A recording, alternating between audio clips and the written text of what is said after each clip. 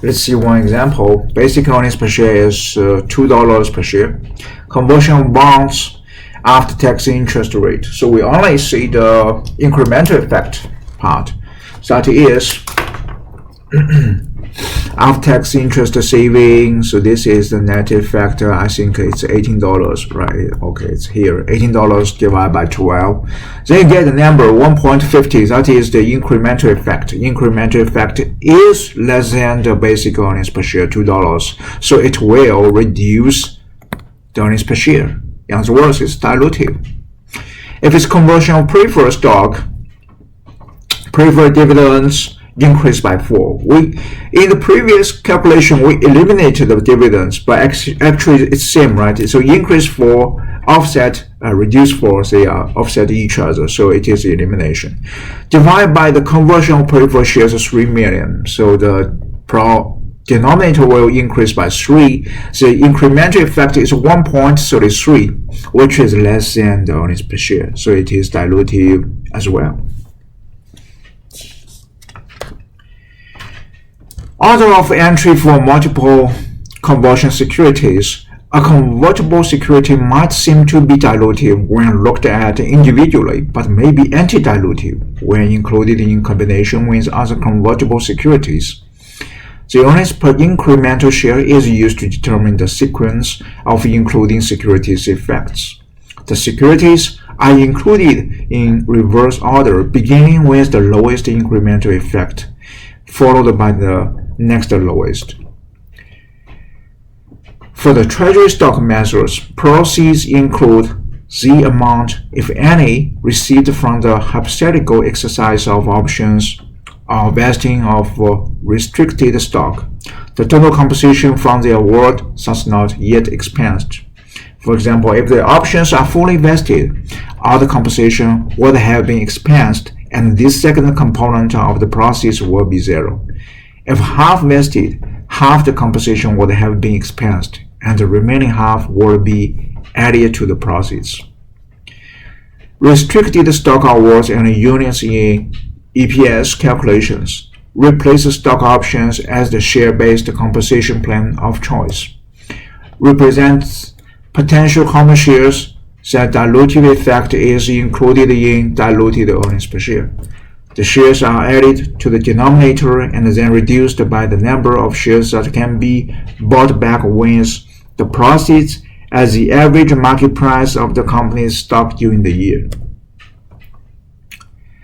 So the first component of the proceeds usually is absent because employees do not pay to acquire their shares.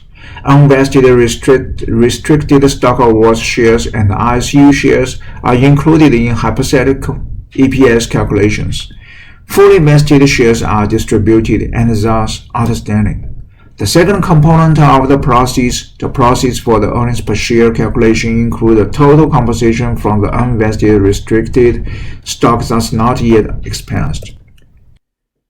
For an example, let's refer back to the restricted stock in illustration 19-2.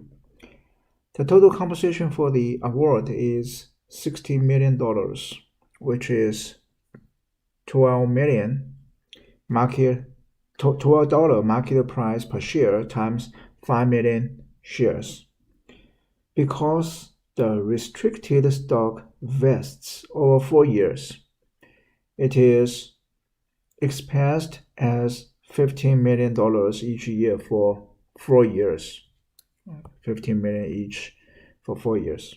At the end of 24, the first year, $45 million remains unexpensed because you expensed $15 million in the first year, so $45 million unexpensed. So $45 million will be the assumed proceeds in an earnings per share calculation.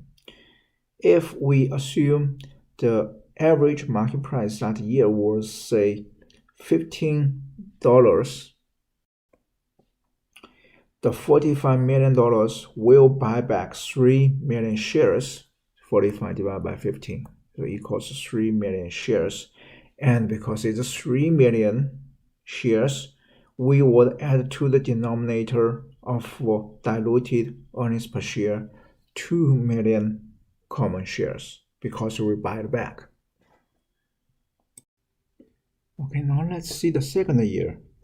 At the end of 25, the second year, $30 million remains unexpensed because the 15 million was expensed in the last year. So now it's 2 years past, only 30 million, 50% of it are still not expensed.